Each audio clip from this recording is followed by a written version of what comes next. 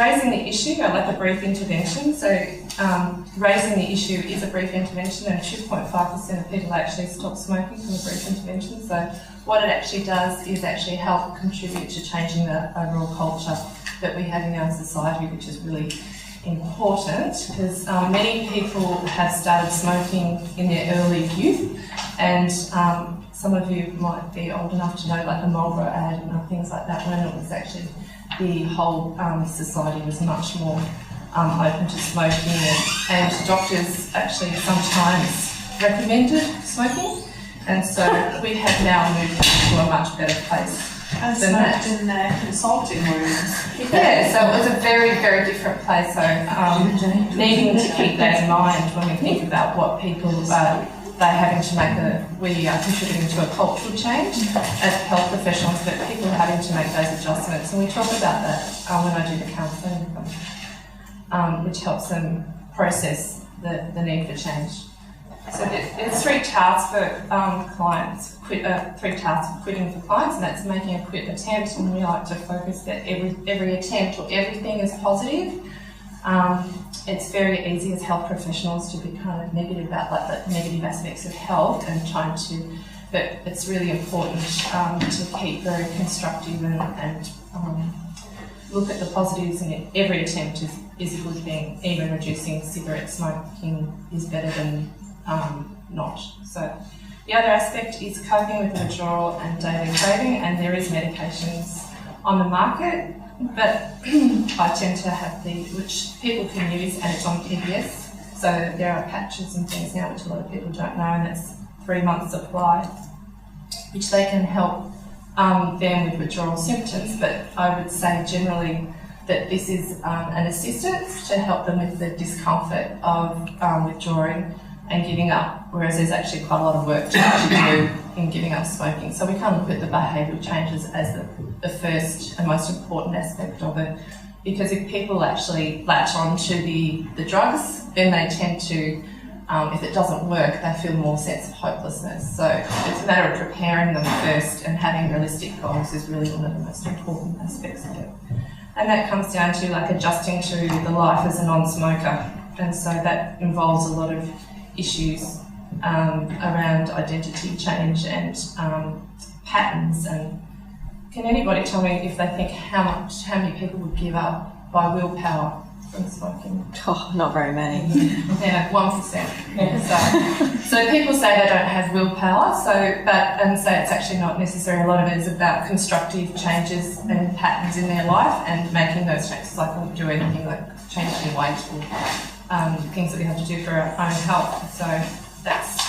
So the important thing is that the message should not be a lecture, and it should be casual, and that kind of gets people into the feeling okay about discussing it. And windows of opportunity, basically everybody, when a client comes into the service, they're coming in from different places, and it's an opportunity, perhaps if they're conveying something to you that in the process, sometimes things come together for clients, and it can be really, and they might convey that to you, and then you can actually put that in a referral. So sometimes people say, I've tried to give up smoking at times, just casually to you, but I'm turning 60 next month, and I really want to give up smoking. That could be actually a really prime time to actually target, because sometimes things come together for people at particular times when it makes it more accessible for them to access their own inner strength and also the services available to them.